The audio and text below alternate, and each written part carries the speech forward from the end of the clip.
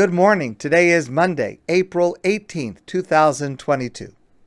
Today is the third day of Pesach. It is the 17th day of Nisan, and today is the second day of the counting of the Omer. We count the Omer. We count 49 days from leaving Egypt to arriving at Mount Sinai. Arriving at Mount Sinai is the purpose of leaving. Yetzias Mitzrayim, the exodus from Egypt, is not just about liberation and freedom from slavery, but it's about embarking on a life, embarking on a history of mission to receive and to live by God's Torah at Mount Sinai, and then to travel and to live that life in Israel. That's the mission for which we were chosen.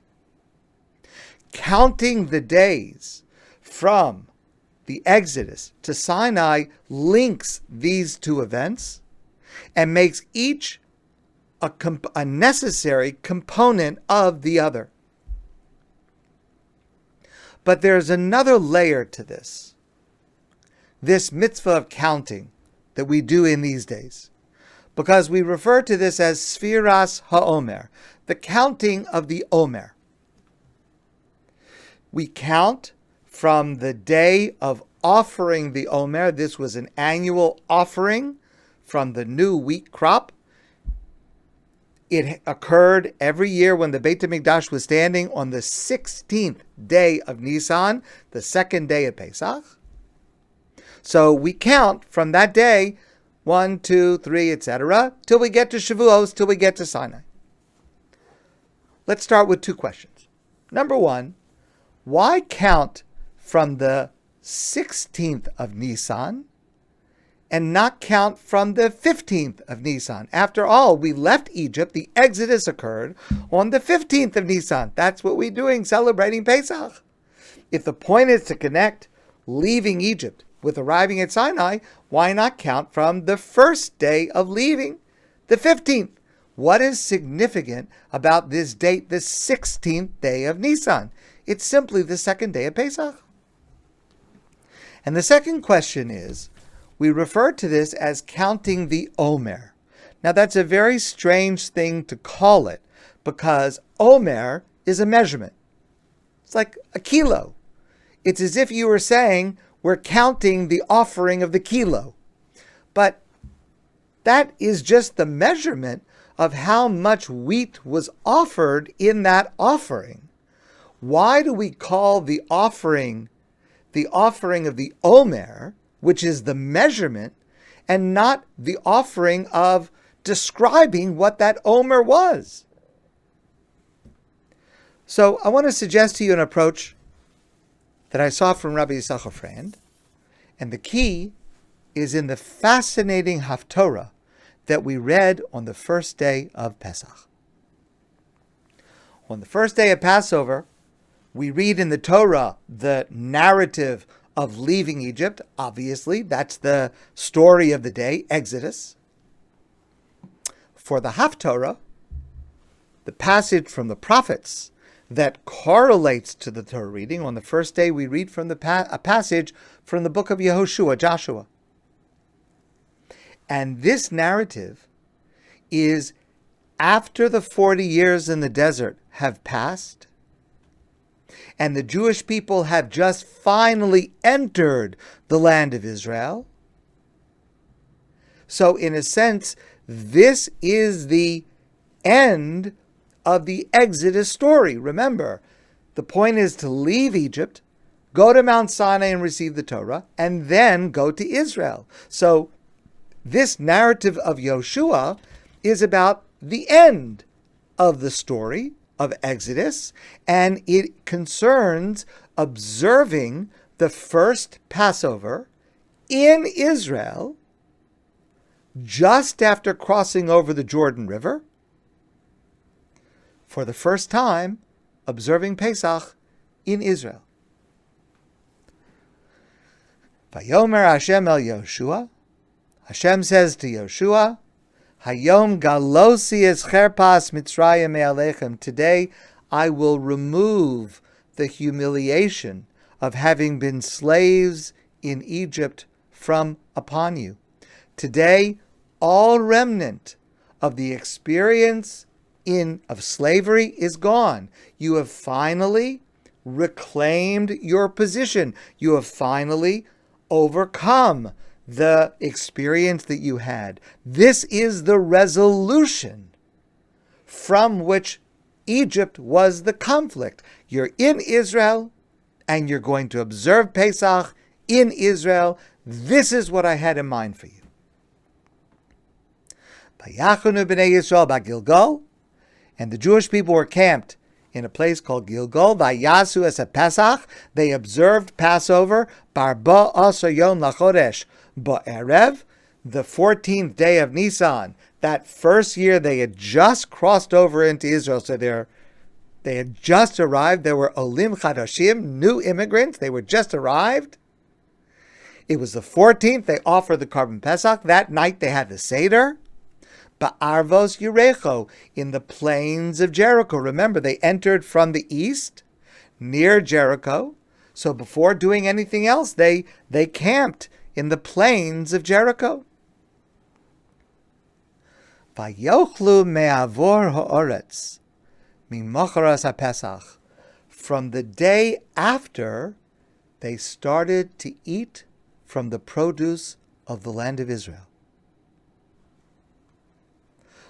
Matzah that was baked from wheat that was grown in Israel. This is for the first time ever.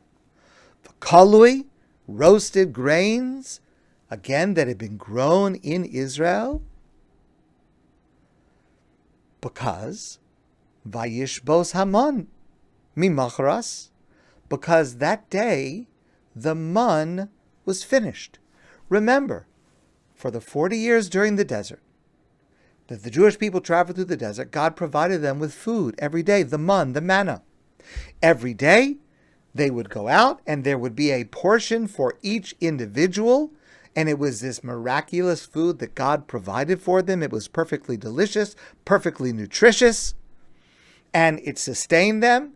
And this way, God provided for them every single day. On Friday, of course, they collected 2 portions because they didn't have to collect on Shabbos, so they collected 2 portions for Friday and for Shabbos. And this is how they were sustained for 40 years in the desert. But the day after Pesach, that year, the first year in Israel, that's the 16th of Nisan, the day after the first day of Pesach, the 16th of Nisan, V'lo haya od livnei Yisrael man. There was no more man left. No need for miraculous food to be provided by God. Now you're in Israel.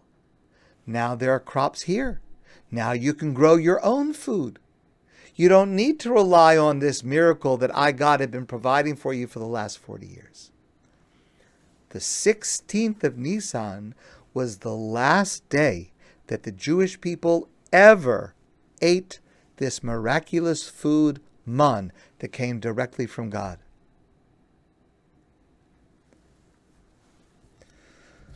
The 16th of Nisan was a very significant date. It was the day of transition from being provided for miraculously by God for 40 years in the desert, transitioning to moving into the land of Israel and starting to grow and prepare our own food. Never again to have this miraculous man.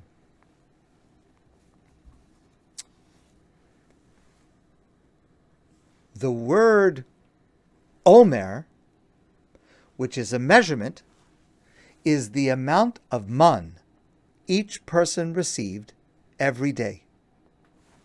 That's how much they got.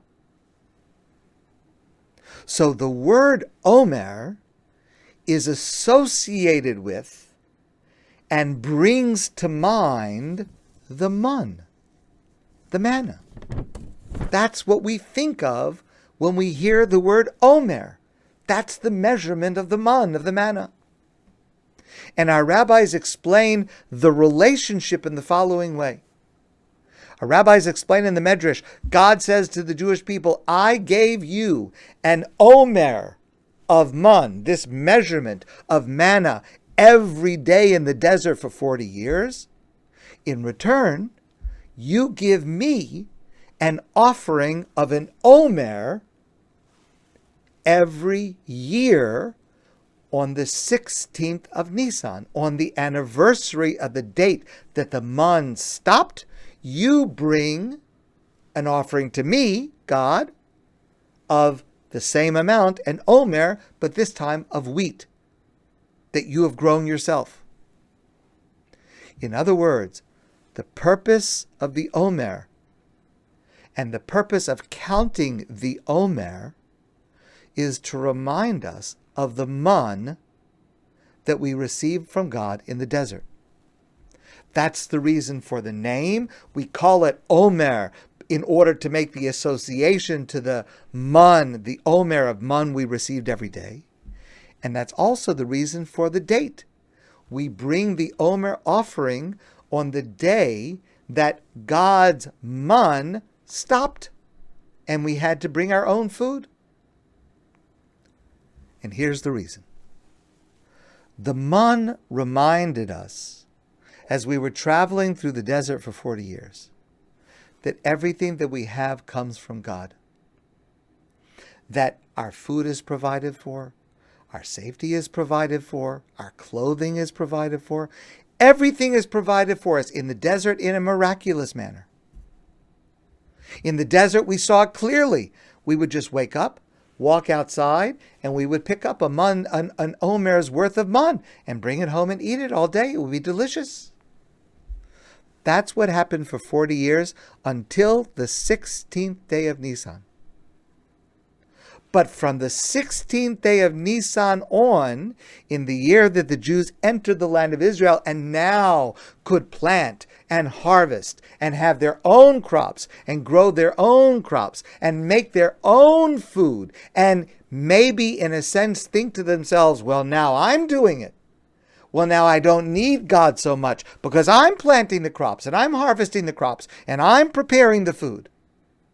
At that moment, God says, no, remember that everything comes from God. Remember that I am the one that gave you this land. I am the one that brings the rains. I am the one that allows you to have this. Remember, continue to remember that everything that you have comes from God. And we need that reminder because once we start to provide it for ourselves, it's easier for us to forget.